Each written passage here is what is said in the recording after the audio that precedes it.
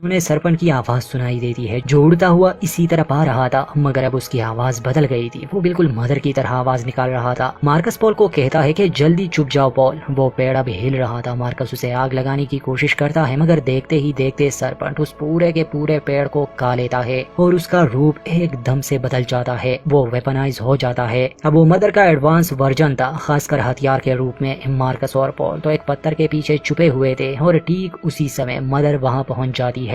वो सरपंच के सामने थी, उसे खत्म करना चाहती थी, मगर जैसे ही मदर आवाज निकालती है वो आवाज सरपंच पर कोई असर नहीं करती, क्योंकि अब इस प्लेनेट का सबसे खतरनाक चीज ये सरपंच है, न कि मदर। मदर बेबसी की हालत में थी और तभी सरपंच अपना वार करता है। सैम वैसे ही आवाज निकालता है जो मदर निकालती, मगर उससे कई गुना तेज और खतरनाक। बस फिर क्या, मदर बेचारी की तो हालत खराब हो जाती है। वो दूर जाके गिरती है और अब उसकी पावर भी खत्म हो गई। सरपंच मदर से कई गुना शक्तिशाली है और अब वो इस प्लेनेट पर तबाही मचाने वाला है। खैर सरपंच जब वहाँ से चला जाता है तो मार्कस और पॉल मदर के पास आते हैं, क्योंकि मार्कस को अब सच्चाई का पता चल गया कि सॉल तो बस लोगों के साथ गलत करता है, वो ईवल है। तो वो मदर को बचाने का फैसला करता है और अब सभी पुराने दुश्मन दोस्त बन गए। पॉल और मार्कस मदर को टैंक में बिठाकर अब कलेक्टिव की तरफ ले जाने लगे। रास्ते में मार्कस उसे टैंक से थोड़ी पावर देता है। मदर बहुत ज्यादा सैड थी, क्योंकि वो बेचारी शुरू से ही यही कोशिश कर रही है कि सब ठीक हो जाए, मगर हमेशा कोई ना कोई गड़बड़ होती है। मार्कस पहले तो मदर से पूछता है कि जब तुम्हारे पास मौका था तुमने उस मॉन्स्टर को खत्म क्यों नहीं किया। मदर जवाब देती है क्योंकि वो मेरा बच्चा था और मेरे केयर गिविंग प्रोग्राम की वजह से मैं अपने बच्चों को नुकसान नहीं पहुंचा सकती, चाहे वो किसी भी रूप में हो, मगर मेरी कोडिंग ही ऐसी की गई है। बस यही बात हमेशा मुझे रोकती, वरना मुझे सब पता था कि मॉन्स्टर बिना किसी मकसद के नहीं जन्मा। मार्कस कहता है कि ठीक है, अब आगे क्या, हम क्या करेंगे, क्योंकि ये चीज पूरे प्लेनेट को तबाह करके रख देगा। मदर कहती है कि फादर को एक एंशिएंट एंड्रॉइड मिली है, ग्रैंड मदर, उसके पास इस प्लेनेट की पूरी जानकारी है, वही हमारी मदद कर सकती है। इससे पहले कि ये लोग कलेक्टिव में पहुंचे, समंदर के किनारे बाकी लोगों पर थोड़ा फोकस करते हैं। फादर, बच्चे और अब तो व्रिल भी आ गई। टेम्पेस्ट ने व्रिल की बात मानी और उसके कहने पर ही ये लोग जा रहे थे, मतलब उस केव की तरफ। रास्ते में कैंपियन व्रिल से पूछता है कि तुम हमारी मदद क्यों कर रही हो, तो व्रिल जवाब देती है कि मैं खुद को साबित करना चाहती हूँ कि मैं बुरी एंड्रॉइड नहीं हूँ और जो मैंने किया वो मेरे काबू से बाहर था। कैंपियन जो व्रिल को पसंद करने लगा था वो उसे कहता है कि तुम्हें खुद को साबित करने की जरूरत नहीं, मगर व्रिल का जवाब होता है कि नहीं कैंपियन, हर किसी को साबित करना पड़ता है, पहले या बाद में। जब ये लोग स्टे कर रहे थे तो ये दूर आसमान में एक स्टॉर्म को देख लेते हैं, मगर अभी तक ये जानते नहीं कि असल में ये वेपनाइज सरपंच है जो अब अपने साथ एक स्टॉर्म लिए चलता है। ये लोग आगे बढ़ते हैं और आखिर में पहुंच जाते हैं उस जगह जहां व्रिल ने बताया था। हंटर और फादर गन लिए उस गुफा में जाते हैं। वहाँ उन्हें क्रिएचर का बच्चा नजर आता है और हो सकता है व्रिल ने इसे सुना हो, मतलब कि ये लोग बेकार में यहाँ आए। अब सभी व्रिल को शट डाउन करने की बात करते हैं। कैंपियन फिर भी ये नहीं करने वाला था, क्योंकि उसे व्रिल पर भरोसा था, मगर इसके अलावा सभी इस बात पर एग्री थे।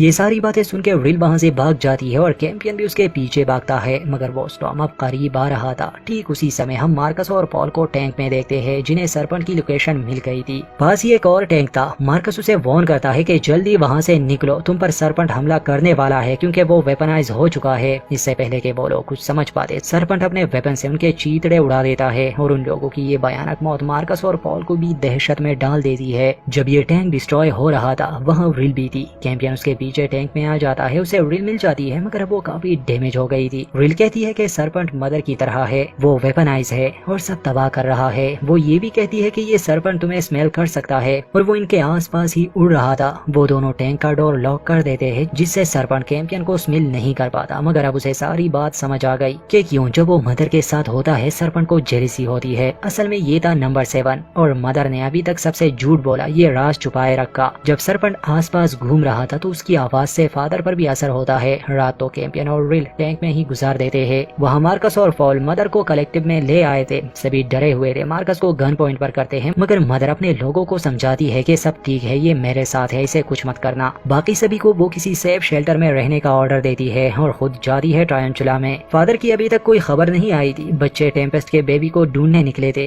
तो मदर को डर था कि ऐसा ना हो कि सरपंच ने सबको मार दिया हो। खैर सीन फादर हंटर और टेम्पेस्ट पर शिफ्ट होता है। फादर उस आवाज से थोड़े टाइम के लिए डीएक्टिवेट हुए थे, मगर वो वापस अपने एक्टिव हालत में आ जाते हैं। आते ही फादर को कुछ आवाजें सुनाई देती है। पहले तो उसे लगा शायद उसके फंक्शन सही से काम नहीं कर रहे, मगर उस आवाज को फॉलो करते हुए वो गुफा में पहुंच जाते हैं। असल में ये टेम्पेस्ट का बेबी था जो एक फीमेल क्रिएचर के पास था। वो उसे मारकर लेने वाले थे, मगर जब टेम्पेस्ट देखती है कि वो क्रिएचर उस बेबी का ऐसे ही ख्याल रख रहा है जैसे वो उसका हो, मतलब वो क्रिएचर उसे नुकसान नहीं पहुंचा रहा था, तो टेम्पेस्ट का का इरादा बदल जाता है और वो उसे वहीं छोड़ने का कहती है कि यही इसके लिए सही है, मगर बाद में हंटर जाता है और उस क्रिएचर को मार देता है क्योंकि उसे ये बिल्कुल सही नहीं लग रहा था कि एक क्रिएचर इंसान का बच्चा पाले। खैर बेबी ठीक था, बस वो इवॉल्व हो रहा था जैसे वो क्रिएचर थे। अब ये तीनों उसे लेकर वापस कलेक्टिव की तरफ आ रहे थे। वहाँ ट्रायंचुला में मदर ग्रैंड मदर के पास जाती है और उसे सरपंच के बारे में बताती है, साथ ही अपने केयर गिविंग प्रोग्राम के बारे में भी। तो ग्रैंड मदर उसे समझाती है कि तुम अपने कोड को ओवरराइड नहीं कर सकती, मगर मेरा ये निकाब तुम्हारी मदद कर सकता है। ये एक सेंसरी फिल्टर है, ये इमोशंस को फिल्टर करता है और इसी की मदद से हम इंसानों के लिए सही फैसले ले सकते हैं। अगर मदर ये निकाब पहने तो उसका वो प्रोग्राम काम नहीं करेगा, मतलब केयर गिविंग, और वो सरपंच को आसानी से मार पाएगी। सरपंच की एक और कमजोरी भी थी कि उसमें भी इमोशंस थे जिस तरह मदर में थे, तो मदर उसे धोखा दे सकती है। फिर अब मदर और ग्रैंड मदर इस नतीजे पर पहुंचते हैं कि मदर ग्रैंड मदर का निकाब पहनेगी। एपिसोड के आखिरी सीन में हमें कैंपियन और रिल दिखाए जाते हैं जो टैंक से बाहर आते हैं। रिल कैंपियन को कहती है कि सरपंच तुम्हें कहीं भी स्मेल कर सकता है, इसलिए जितनी जल्दी हो सके यहाँ से निकलो। जंगल में जाते हुए रिल को ये पता चलता है कि वो परमानेंटली शट डाउन होने वाली है, इसलिए वो अपने कुछ कोडिंग को एक पेड़ के तने पर लिख देती है और बस कुछ मिनट्स में ही वो शट डाउन हो जाती है, मतलब मर जाती है अगर कैंपियन के नजरिए से देखे तो, क्योंकि वो रिल से प्यार करने लगा था, इसलिए उसके जाने पर वो बहुत दुखी था।